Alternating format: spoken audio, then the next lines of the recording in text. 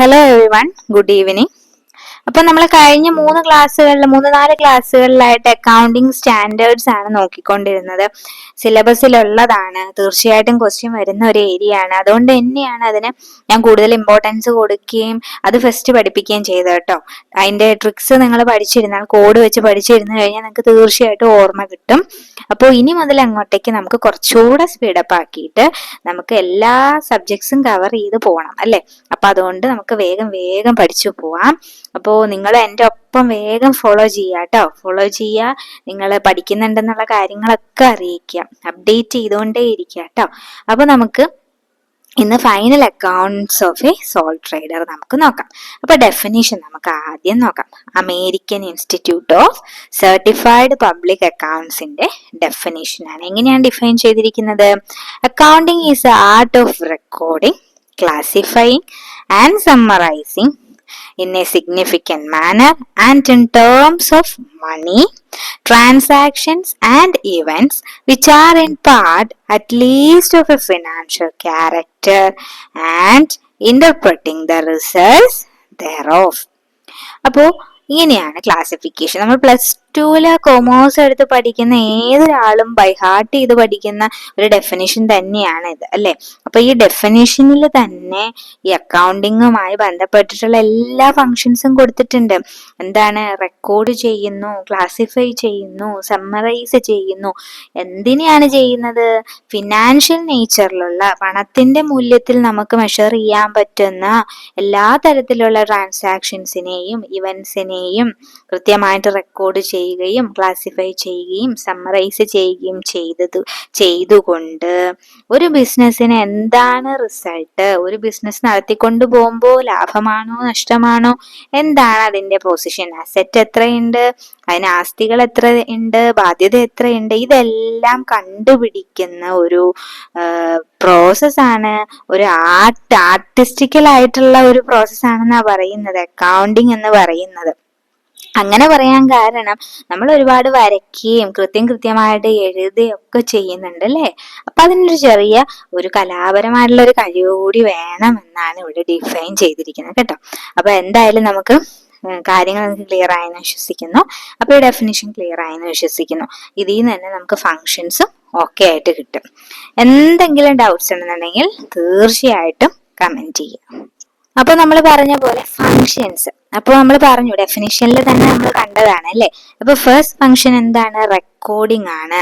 അപ്പൊ ആദ്യം തന്നെ നമ്മൾ ബിസിനസ്സിൽ നടക്കുന്ന പണത്തിന്റെ മൂല്യത്തിൽ ഫിനാൻഷ്യലായിട്ട് നമുക്ക് റെക്കോർഡ് ചെയ്യാൻ പറ്റുന്ന, ഫിനാൻഷ്യലായിട്ട് നമുക്ക് അതിൽ ഏതെങ്കിലും തരത്തിലൊരു പണം ഉൾപ്പെട്ടിട്ടുണ്ട് എന്നുണ്ടെങ്കിൽ, മണി വാല്യൂ ഉണ്ടെന്നുണ്ടെങ്കിൽ അതിനെ നമ്മൾ എന്ത് ചെയ്യുക? മോണിറ്ററി ആയിട്ടുള്ള ട്രാൻസാക്ഷൻസിനെ റെക്കോർഡ് ചെയ്യുക. 2 തരത്തിലുള്ള ഇവന്റ്സ് ആണുള്ളത്, ഇന്റേണൽ ഇവന്റ്സും എക്സ്റ്റേണൽ ഇവന്റ്സും. ഇന്റേണൽ ഇവന്റ്സ് എന്ന് പറഞ്ഞാൽ എന്താ? ബിസിനസിന്റെ അകത്ത് നടക്കുന്നത്. എക്സ്റ്റേണൽ എന്ന വാക്കിന്റെ അർത്ഥം പുറത്ത് നടക്കുന്നത്. ഇന്റേണൽ എന്ന് പറഞ്ഞു കഴിഞ്ഞാൽ ഒരു ഡിപ്പാർട്ട്മെന്റിൽ നിന്ന് മറ്റൊരു ഡിപ്പാർട്ട്മെന്റിലേക്ക് സാധനങ്ങൾ കൈമാറുന്നത്.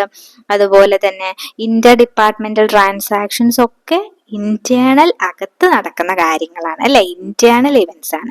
എക്സ്റ്റേണൽ എന്ന് പറഞ്ഞ ബിസിനസിന്റെ പുറത്തോട്ട് സാധനങ്ങൾ വിൽക്കുന്നത്, വാങ്ങുന്നത്, ഇതെല്ലാം എന്താണ്? എക്സ്റ്റേണൽ. പുറമേ ഉള്ള ആളുകളുമായിട്ടുള്ള ഇടപാടുകള്, പുറമേ ഉള്ള പാർട്ടീസുമായിട്ടുള്ള ഇടപാടുകള്, ബിസിനസ്സിനുള്ള ഇടപാടുകളാണ് എക്സ്റ്റേണൽ ഇവന്റ്സ് എന്ന് പറയുന്നത്. അപ്പൊ both internal and external events നമ്മൾ എന്ത് ചെയ്യുന്നുണ്ട്? റെക്കോർഡ് ചെയ്യുന്നുണ്ട്. എവിടെയാണ് നമ്മൾ റെക്കോർഡ് ചെയ്യുന്നത്? ജേണലിലാണ്. ബുക്സ് ഓഫ് ഒറിജിനൽ എൻട്രി എന്നറിയപ്പെടുന്നത് ഏതാണ്? ജേണലിലാണ് അല്ലെ. അപ്പൊ ജേണലിലാണ് നമ്മൾ റെക്കോർഡ് ചെയ്യുന്നത്. ക്ലിയർ ആയോ? അപ്പോ ഫസ്റ്റ് നമ്മൾ ട്രാൻസാക്ഷൻസിനെ ഐഡന്റിഫൈ ചെയ്തു അല്ലെ. മോണിറ്ററി വാല്യൂ ഉള്ള ട്രാൻസാക്ഷൻസിനെ ഐഡന്റിഫൈ ചെയ്യുകയും ഈ ട്രാൻസാക്ഷൻസിനെ നമ്മൾ എന്ത് ചെയ്യുകയും ചെയ്തു? ബുക്സ് ഓഫ് ഒറിജിനൽ എൻട്രി ആയ ജേണലിലോട്ട് റെക്കോർഡ് ചെയ്തു. അപ്പോ ഇവന്റ്സ് നമ്മൾ പറഞ്ഞു അല്ലെ, 2 തരത്തിലുള്ള ഇവന്റ്സിനെയും നമ്മൾ ഈ പറഞ്ഞ പ്രകാരം നമ്മൾ എന്ത് ചെയ്യുന്നുണ്ട്? റെക്കോർഡ് ചെയ്യുന്നുണ്ട്. ക്ലിയർ ആയോ? ഇത് പിടികിട്ടിയോ? നെക്സ്റ്റ് വരുന്നതാണ് ക്ലാസിഫിക്കേഷൻ. ക്ലാസിഫിക്കേഷൻ എന്ന് പറഞ്ഞാൽ എന്താണ്?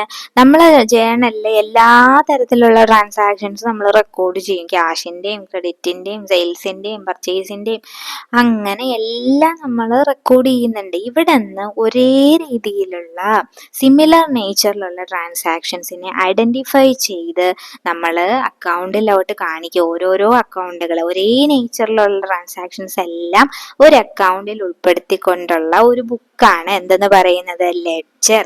അതായത് ജേണലിൽ നിന്ന് സിമിലർ നേച്ചറിലുള്ള ട്രാൻസാക്ഷൻസിനെ എല്ലാം ഒരു സ്ഥലത്ത് കൊണ്ടുവന്ന് നമ്മൾ പോസ്റ്റ് ചെയ്യുന്നു. അപ്പൊ അത് ഏത് ബുക്കാണ്? ലെഡ്ജർ. കളക്ഷൻ ഓഫ് അക്കൗണ്ട്സ് ആണ് ശരിക്കും പറഞ്ഞാൽ എന്ത്? ലെഡ്ജർ എന്ന് പറയുന്നത്. അപ്പോൾ ഒരു സിസ്റ്റമാറ്റിക് ആയിട്ടുള്ള ഒരു അനാലിസിസ് ലെഡ്ജർ വഴി മാത്രമേ സാധിക്കുകയുള്ളൂ. ഒരു പീരിയഡിൽ എത്രയോ ട്രാൻസാക്ഷൻസ് നടന്നിട്ടുണ്ടാവും. ആ ട്രാൻസാക്ഷൻസിനെയൊക്കെ ഒരേപോലുള്ളവയെ നമുക്ക് ഐഡന്റിഫൈ ചെയ്താലല്ലേ എത്ര ക്യാഷ് ഉണ്ട്, എത്ര സെയിൽസ് നടന്നിട്ടുണ്ട്, എത്ര പർച്ചേസ് നടന്നിട്ടുണ്ട് എന്നൊക്കെ മനസ്സിലാക്കാൻ പറ്റുള്ളൂ. അപ്പൊ ആ ഒരു പ്രോസസ്സാണ് ശരിക്കും ലെഡ്ജറിലൂടെ, ലെഡ്ജർ പോസ്റ്റിങ്ങിലൂടെ, അക്കൗണ്ട് പ്രിപ്പറേഷനിലൂടെ നമ്മൾ ചെയ്യുന്നത്. നെക്സ്റ്റ് വൺ എന്താണ്? സമ്മറൈസിങ്. അപ്പോൾ ആഫ്റ്റർ എന്താണ് പോസ്റ്റിംഗ് ആൻഡ് അക്കൗണ്ട് പ്രിപ്പറേഷൻ നമുക്ക് എന്ത് കിട്ടും? ഒരു ഏകദേശ പിക്ചറൊക്കെ കിട്ടും, ഓരോരോ ഐറ്റത്തിന്റെ ബാലൻസുകളൊക്കെ കിട്ടും. അത് വെച്ചിട്ട് നമ്മൾ എന്ത് ചെയ്യും? ട്രയൽ ബാലൻസ് പ്രിപ്പയർ ചെയ്യും. ട്രയൽ ബാലൻസ് പ്രിപ്പയർ ചെയ്യുന്ന അരിത്തമെറ്റിക്കൽ ആക്യുറസി അറിയാൻ വേണ്ടിയിട്ട് ട്രയൽ ബാലൻസ് പ്രിപ്പയർ ചെയ്യും. ഒപ്പം തന്നെ സമ്മറൈസിങ് എന്നതുകൊണ്ട് ഉദ്ദേശിക്കുന്നത് മൊത്തത്തിൽ നമുക്ക് ഓവറോൾ ഒരു പിക്ചർ കിട്ടണമെങ്കിൽ നമ്മൾ trading and profit and loss അക്കൗണ്ടും ബാലൻസ് ഷീറ്റും പ്രിപ്പയർ ചെയ്യണം. അതായത് ബിസിനസ്സിന് ഫോർ എ പീരിയഡ് എന്താണ് ഒരു പെർട്ടിക്കുലർ പീരിയഡിലേക്ക് എന്താണ് അതിന്റെ റിസൾട്ട്? ലാഭമാണോ നഷ്ടമാണോ? എന്താണ് അതിന്റെ പൊസിഷൻ? അസറ്റ് എത്രയുണ്ട്, ലയബിലിറ്റി എത്രയുണ്ട്? ഇതൊക്കെ മനസ്സിലാക്കുന്ന ഒരു പ്രോസസ്സാണ്, ഫംഗ്ഷനാണ് സമ്മറൈസിങ്. ഇതാണ് സമ്മറൈസിങ്ങിൽ വരുന്നത്. ക്ലിയർ ആയോ? ഇങ്ങനെ സമ്മറൈസ് ചെയ്താൽ, ഇങ്ങനെ ഒരു പിക്ചർ കൊടുത്താലല്ലേ, ഈ ട്രേഡിംഗ് ആൻഡ് ബിയാൻഡിലും ബാലൻസ് ഷീറ്റും പ്രിപ്പയർ ചെയ്താലല്ലേ നമുക്ക് എന്ത് സാധ്യമാകുകയുള്ളൂ? Analysis and interpretation. അതായത് നമ്മുടെ ബിസിനസ്സുമായിട്ട് റിലേറ്റഡ് ആയിട്ടുള്ള എല്ലാ പാർട്ടീസിനും, എല്ലാവർക്കും കാര്യങ്ങൾ കൃത്യമായിട്ട് എന്താണ് ബിസിനസിന്റെ ഇപ്പോഴത്തെ അവസ്ഥ എന്ന് മനസ്സിലാക്കണമെങ്കിൽ ഈ പറഞ്ഞ ഒരു സമ്മറൈസിങ്, ഈ പറഞ്ഞ trading and profit and loss അക്കൗണ്ടും ബാലൻസ് ഷീറ്റ് പ്രിപ്പറേഷനും ആവശ്യമാണ്. അപ്പൊ ഇതിന്റെ ബേസിലാണ് എന്ത് നടക്കുന്നത്?